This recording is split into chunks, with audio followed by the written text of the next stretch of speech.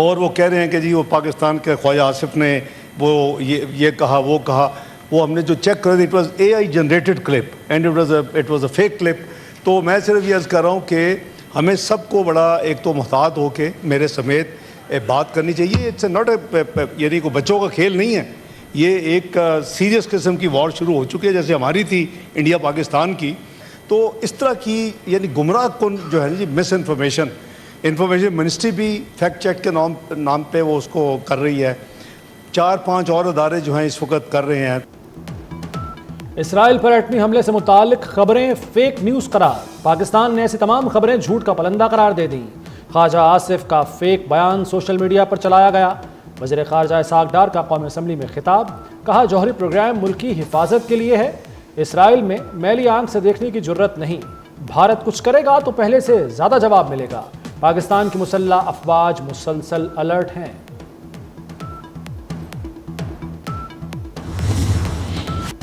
وزیراعظم شہباز شریف سے ایرانی سفیر رضا امیر مقدم کی ملاقات. وزیراعظم نے ایران پر حالیہ اسرائیلی جارحیت کی مذمت کی. ایران اور اس کی عوام سے یکجہتی کا اظہار. ملاقات انٹرنیشنل میری ٹائم ایکسپو کے موقع پر ہوئی. شہباز شریف نے کہا پاکستان نے اقوام متحدہ کی سلامتی کونسل میں ایران کی حمایت کی. اسرائیلی حملے اقوام متحدہ چارٹر اور بین الاقوامی قوانین کی مکمل خلاف ورزی ہیں.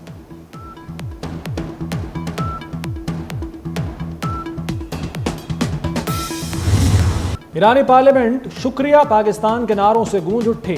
ایرانی صدر مسعود پزشکیان کی پارلیمنٹ میں پاکستان کی تعریف. کہا آج دنیا بالخصوص پاکستان ہمارے ساتھ ہے.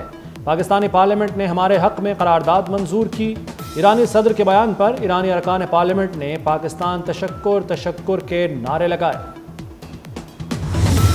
ایران نے اسرائیل پر قیامت ڈھا دی. میزائلوں سے تل ابیب اور ایلات میں تباہی. ایران نے اسرائیل پر 100 میزائل داغے.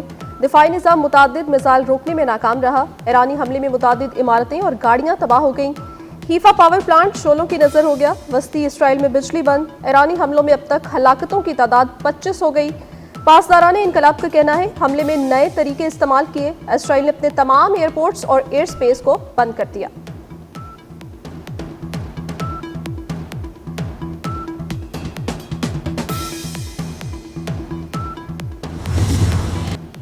ایرانی حملوں میں تل ابیب میں امریکی سفارت خانے کو معمولی نقصان. امریکی سفیر کا کہنا ہے کہ حملے میں امریکی اہلکار محفوظ رہے. امریکی سفارت خانہ آج بند رکھنے کا اعلان کر دیا. اسرائیل کے ایران میں جوہری تنصیب پر بمباری. فردر پلانٹ کے قریب دھماکے سے 2.5 شدت کا زلزلہ. اسرائیلی حملے میں پاسداران انقلاب کے انٹیلیجنس چیف محمد قاسمی نائب سمیت شہید. اسرائیلی حملوں میں ایران میں شہادتیں 224 ہو گئیں. شہید ہونے والوں میں 90% عام شہری ہیں. شہداء میں 14 جوہری سائنسدان بھی شامل. ایرانی کمانڈر کے مطابق 48 گھنٹے میں 44 اسرائیلی ڈرونز کوادکاپٹرز کے حملے ناکام بنائے گئے. تہران میں اسرائیلی انٹیلیجنس ایجنسی موساد کی خودکش ڈرون بنانے والی ورک شاپ پکڑی گئی.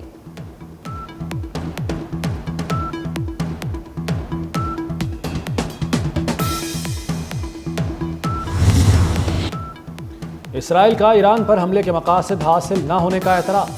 اسرائیلی قومی سلامتی کے مشیر کا کہنا ہے کہ جنگ ایرانی خطرے کا خاتمہ نہیں کر سکے گی. ایران کے پاس اب بھی ہزاروں بیلسٹک میزائل ہیں. ڈونلڈ ٹرمپ ایران کو جوہری پروگرام ترک کرنے پر مجبور کر سکتے ہیں. اس وقت مذاکرات کی بات بے معنی ہے. ایران نے قطر اور عمان کو آگاہ کر دیا. ایرانی عہدیدار نے خبر ایجنسی سے گفتگو میں کہا تہران حملے کے دوران مذاکرات نہیں ہو سکیں گے. امریکہ سے جوہری مذاکرات اب بھی ممکن ہے.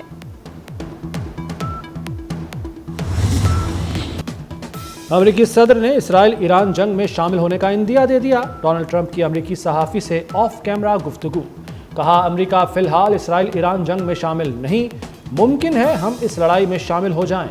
ٹرمپ نے یہ بھی واضح کیا کہ اس وقت امریکہ کسی فوجی کارروائی میں ملوث نہیں. ترک صدر رجب طیب ایردوان کا روسی صدر پیوٹن سے ٹیلی فونک رابطہ. ایران اسرائیل جنگ، یوکرین اور خطے کی صورتحال پر تبادلہ خیال. طیب ایردوان نے کہا نیتن یاہو کا رویہ بین الاقوامی نظام کے لیے خطرہ ہے. اسرائیل نے پورے خطے کی سلامتی کو خطرے میں ڈال دیا. مشرق وسطیٰ کسی نئی جنگ کا متحمل نہیں ہو سکتا. ایران کے ساتھ تنازع حل کرنے کا واحد حل سفارتکاری ہے.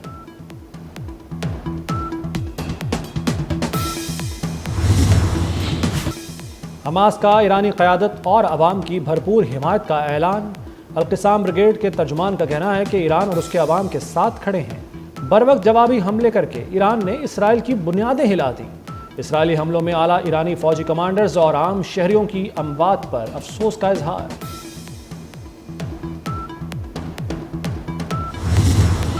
دنیا کی 7 بڑی طاقتوں نے مشرق وسطی کی صورتحال پر غور کے لیے سر جوڑ لیے۔ کینیڈا میں G7 ممالک کا سربراہی اجلاس۔ امریکی صدر Donald Trump, Italy, France, Germany, برطانیہ اور جاپان کے سربراہان سمیت یورپی کمیشن کی صدر بھی شریک۔ ایران اسرائیل جنگ سمیت مشرق وسطی کی صورتحال پر تبادلہ خیال۔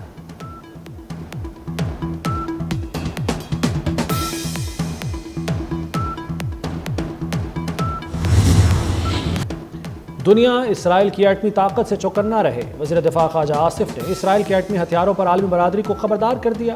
کہتے ہیں مغرب بھی اسرائیل کی پشت پناہی سے باز رہے۔ اسرائیل جیسے بدمعاش ملک کی سرپرستی خطے کے لیے تباہ کن ہو سکتی ہے۔ یہ جنگ پورے خطے کو لپیٹ میں لے سکتی ہے۔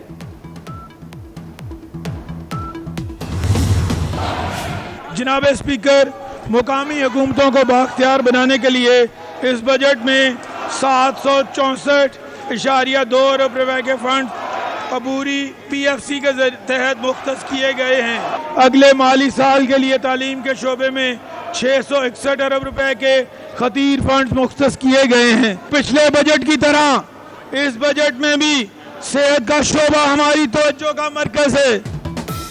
پنجاب میں سرکاری ملازمین کی تنخواہوں میں 10 اور پینشن میں 5% اضافہ۔ کم از کم اجرت 37,000 سے بڑھا کر 40,000 کر دی گئی۔ پنجاب حکومت نے دوسرا بجٹ پیش کر دیا۔ حجم 5,335 ارب روپے رکھا گیا۔ ترقیاتی بجٹ میں 47% اضافہ، 1,240 ارب مختص کیے گئے۔ غیر ترقیاتی اخراجات میں 6% اضافہ، جاری اخراجات کا حجم 2,026 ارب رکھا گیا، جبکہ تعلیم کا بجٹ 21% اضافے کے ساتھ 811 ارب تک پہنچ گیا۔ صحت کا بجٹ 17% اضافے سے 630 ارب ہو گیا۔ مقامی حکومتوں کو بااختیار بنانے کے لیے 764 ارب رکھے گئے۔ اپوزیشن کا شدید احتجاج، بجٹ کی کاپیاں پھاڑ دیں، اسپیکر ڈائس کا گھیراؤ کیا۔ وزیر اعلیٰ پنجاب کا 740 ارب سرپلس کا بجٹ پیش کرنے کا دعویٰ۔ مریم نواز کہتی ہیں خوشی ہے اللہ کے فضل سے کوئی نیا ٹیکس نہیں لگایا۔ دوسرا سال ہے پنجاب نے نیا ٹیکس نہیں لگایا۔ ٹیکس بڑھانے کی بجائے ٹیکس نیٹ پر توجہ دیں گے۔ پورے صوبے میں مفت ادویات ہر جگہ ملیں گی۔ شرح سود 11% پر برقرار رہے گی۔ رواں مالی سال کی آخری مانیٹری پالیسی کمیٹی کے اجلاس میں فیصلہ۔ اسٹیٹ بینک نے کہا ہے کہ معاشی اعداد و شمار بہتر ہوئے ہیں۔ عالمی مارکیٹ میں خام تیل کی قیمت بڑھنے پر پاکستان میں بھی اثرات ہوئے۔ پیٹرولیم مصنوعات کی قیمت بڑھنے سے مہنگائی کی رفتار بڑھنے کا خدشہ ہے۔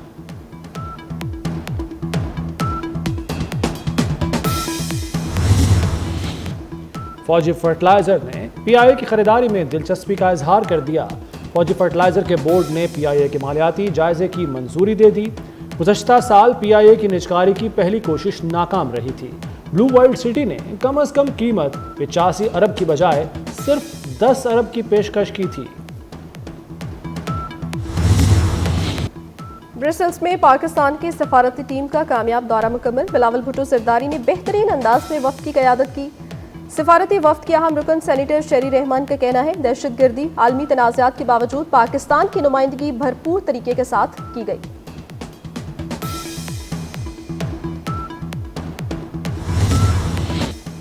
پشاور اور شمالی وزیرستان میں فورسز کا آپریشن۔ بھارتی ایما پر سرگرم فتنہ الخارج کے 5 دہشت گرد ہلاک۔ ISPR کے مطابق پشاور میں 4 اور شمالی وزیرستان میں 1 دہشت گرد مارا گیا۔ ہلاک خارج کئی دہشت گرد کارروائیوں میں ملوث تھے۔ صدر، وزیر اعظم اور وزیر داخلہ محسن نقوی کا فورسز کو خراج تحسین۔ سینیٹر عرفان صدیقی کا اعلیٰ تعلیم کے بجٹ میں اضافے کا باضابطہ مطالبہ۔ کہا ہائر ایجوکیشن کمیشن کے اخراجات کے بجٹ میں 5 سال سے اضافہ نہیں ہوا۔ ترقیاتی بجٹ میں 40% کمی افسوسناک ہے، اس لیے 80 ارب روپے مختص کیے جائیں۔ عرفان صدیقی نے سینیٹ کی قائمہ کمیٹی خزانہ کو تحریری تجویز بھیج دی۔ بارشیں برسانے والا سسٹم ملک میں موجود۔ پنجاب اور سندھ کے مختلف شہروں میں برسات سے گرمی کی شدت میں کمی۔ محکمہ موسمیات نے آئندہ 24 گھنٹے میں پنجاب، پوٹھوہار، خیبر پختونخوا، سندھ اور شمالی بلوچستان میں بارشوں کی پیش گوئی کر دی۔ کشمیر اور گلگت بلتستان میں تیز ہواؤں کے ساتھ ابر کرم کی امید۔ کراچی میں بوندا باندی سے موسم خوشگوار ہو گیا۔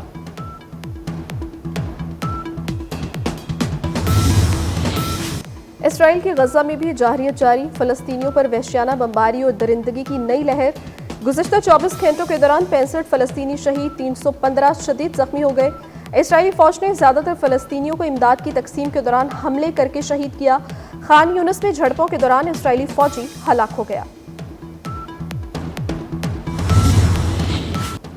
ٹرمپ انتظامیہ نے نئی سفری پابندیوں کا منصوبہ شروع کر دیا۔ مزید 36 ممالک کے شہریوں پر امریکہ داخلے کی پابندی زیر غور۔ امریکی میڈیا کے مطابق ان ممالک کی فہرست میں پاکستان کا نام شامل نہیں۔